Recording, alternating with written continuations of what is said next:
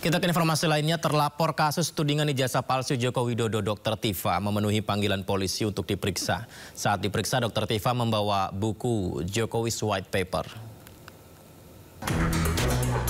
Karena dari awal itu dilakukan Tifauzia Tiasuma alias Dr. Tifa mendatangi Polda Metro Jaya untuk memenuhi panggilan polisi terkait kasus tudingan ijazah palsu Presiden ke-7 Republik Indonesia Joko Widodo. Sebelum menjalani pemeriksaan, Dr. Tifa membawa buku Jokowi's White Paper yang baru diluncurkan beberapa waktu lalu. Menurut Dr. Tifa, melalui teknologi yang ada dalam buku tersebut, seseorang bisa mendeteksi suatu kebohongan.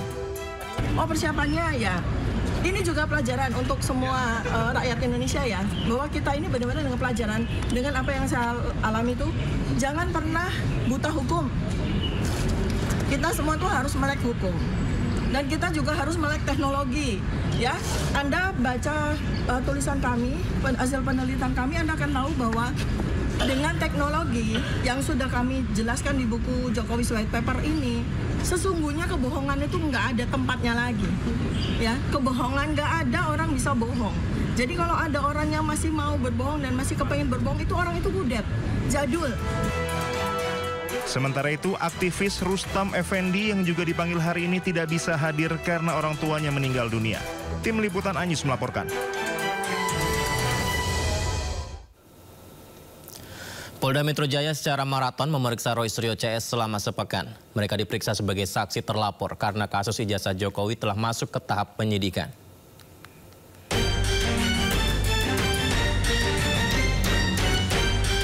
Polda Metro Jaya secara maraton memeriksa saksi terlapor kasus tudingan ijazah palsu Joko Widodo. Total ada 12 orang yang berstatus sebagai terlapor. Salah satunya adalah Abraham Samad yang sudah diperiksa oleh penyidik Polda Metro Jaya. Roy Suryo, Kurnia Trirayani, Rizal Fadilah juga telah menjalani pemeriksaan sebagai saksi terlapor pada Rabu pagi. Sementara pada hari Selasa 19 Agustus 2025, Polda Metro Jaya juga memeriksa 3 orang saksi, yakni Meriati, aktivis KNPRI, Sunarto, seorang YouTuber, dan Arif Nugroho, seorang jurnalis. Jumat 22 Agustus, rencananya pemeriksaan juga akan dilakukan pada Rismon Sianipar, Michael Sinaga, dan Nurdian Noviansyah. Mereka diperiksa sebagai saksi terlapor kasus tudingan ijazah palsu Jokowi. Ya memang saya dari awal menyatakan, seorang saksi itu harus bisa atau harus hanya mengatakan apa yang dia lihat dengan mata dia sendiri dan apa yang dia dengar dengan telinga dia. Seorang saksi nggak boleh dimintain pendapatnya, apakah Bapak lihat ini siapa. Kalau memang kita nggak mengerti, itu kita nggak boleh menceritakan atau berpendapat. Itu ahli kalau yang berpendapat. Saksi itu hanya mengatakan yang dia lihat dan dia dengar. Makanya tadi saya hanya menyampaikan yang saya lihat dan saya dengar pada pertanyaan seputar tanggal 22 Januari 2025. Selain itu, ya saya tidak perlu menjawab karena pertanyaan di luar tanggal 22 Januari itu 2025 adalah tidak saya ketahui dan tidak saya dengar. Jadi itu yang saya jawab tadi.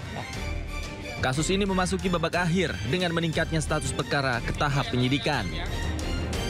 Namun, hingga kini polisi belum mengumumkan siapa tersangka dari kasus tudingan ijazah palsu yang dilaporkan oleh Joko Widodo. Publik menanti akhir drama kasus tudingan ijazah palsu ini. Apakah pemeriksaan Roy Suryo CS akan berujung pada penetapan tersangka? Atau lagi-lagi hasil pemeriksaan polisi hanya menguap begitu saja? Dari Jakarta, Tim Liputan iNews melaporkan. Pemirsa, Lembaga Anti Rasuah KPK berencana memanggil selebgram Lisa Mariana untuk dimintai keterangan terkait kasus dugaan korupsi pengadaan iklan di PT Bank Pembangunan Daerah Jawa Barat dan Banten BJB. Pemanggilan Lisa diagendakan pada Jumat besok.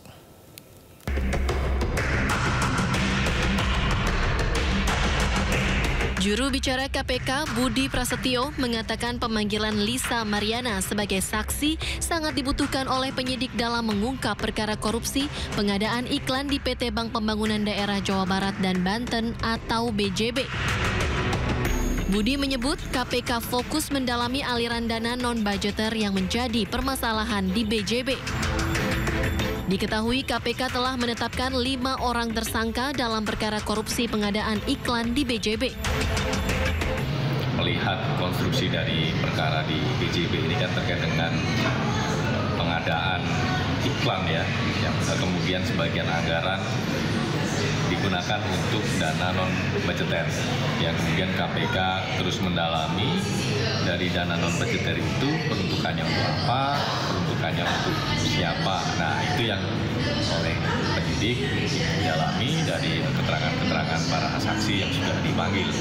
Tentu pemanggilan yang bersangkutan nanti di hari Jumat sangat dibutuhkan dan informasi-informasi yang nanti disampaikan oleh saksi tentu akan sangat membantu bagi penyidik untuk kemudian bisa mengungkap dan membuat terang perkara ini. Selain itu, KPK juga sudah menggeledah sejumlah lokasi, salah satunya rumah mantan Gubernur Jawa Barat, Ridwan Kamil. KPK menyebut dugaan korupsi yang berlangsung pada 2021 sampai 2023 telah merugikan negara sebesar 222 miliar rupiah. Tim Liputan iNews melaporkan. Sebelumnya KPK memang tengah menyelidiki kasus yang melibatkan Bank BJB. KPK sempat menyita kendaraan motor gede dari rumah mantan Gubernur Jawa Barat Ridwan Kamil. 5 Maret 2025, KPK resmi menerbitkan sprindik terkait dugaan korupsi pengadaan iklan di Bank BJB.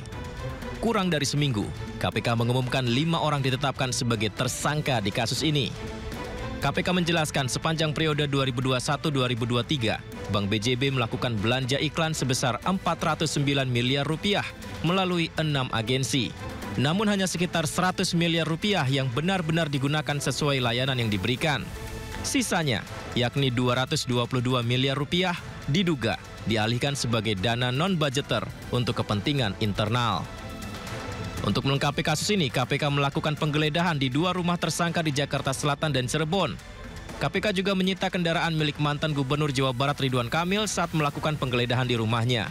KPK menyita motor gede Royal Enfield dari rumah dan menelusuri asal-usul motor yang kepemilikannya tercatat atas nama pegawai RK. Motor gede ini tidak tercantum dalam LHKPN yang dilaporkan RK pada 2023. Barreskrim Polri resmi mengumumkan hasil tes DNA antara Ridwan Kamil dengan selebgram Lisa Mariana dan anaknya. Dari hasil pemeriksaan ketiganya dinyatakan tidak memiliki kecocokan atau non-identik.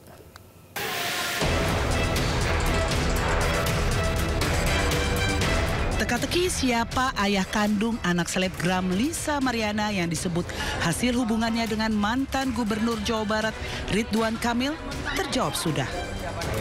Serangkaian pemeriksaan dan analisis DNA antara Ridwan Kamil, Lisa Mariana dan anak Lisa yang berinisial CA telah dilakukan Pusat Kedokteran dan Kesehatan Polri. Hasil tes DNA menunjukkan CA bukan anak biologis RK. Tes DNA ini dilakukan terkait dugaan pencemaran nama baik yang dilaporkan oleh RK terhadap Lisa. Sebelumnya Lisa menuduh bahwa RK merupakan ayah dari anaknya.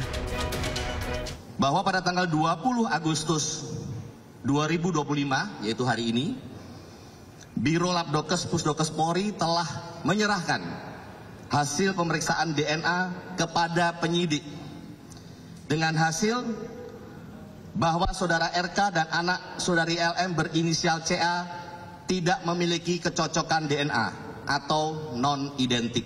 Dari pemeriksaan DNA yang telah dilakukan, diperoleh hasil pemeriksaan laboratorium DNA sebagai berikut. A. Separuh profil DNA Selina Azura cocok dengan separuh profil DNA Lisa Mariana Presley Zulkandar. B. Separuh profil DNA Selina Azura lainnya tidak cocok dengan separuh profil DNA Muhammad Ridwan Kamil. Dari hasil analisis terhadap seluruh profil DNA yang diperoleh, maka telah dibuktikan secara ilmiah bahwa secara genetik Selina Azura adalah anak biologis Lisa Mariana Presley Zulkandar, bukan anak biologis Muhammad Ridwan Kamil. Sementara mantan Gubernur Jawa Barat Ridwan Kamil dan selebgram Lisa Mariana kompak tidak menghadiri pengumuman hasil tes genetik dan DNA di gedung Barreskrim Polri Jakarta. Keduanya pun diwakili kuasa hukum masing-masing. Dari Jakarta, Anissa Rizkia, Jaka Samsa, Yudi Permana, iNews melaporkan. Sertifikasi jadi permainan, pejabat tinggi kena jebakan. Wamenaker Emmanuel Ebenezer terjaring operasi tangkap tangan. Benarkah ini sekedar di permukaan? Diskusinya kami hadirkan usai jeda, tetaplah di Sindo Prime.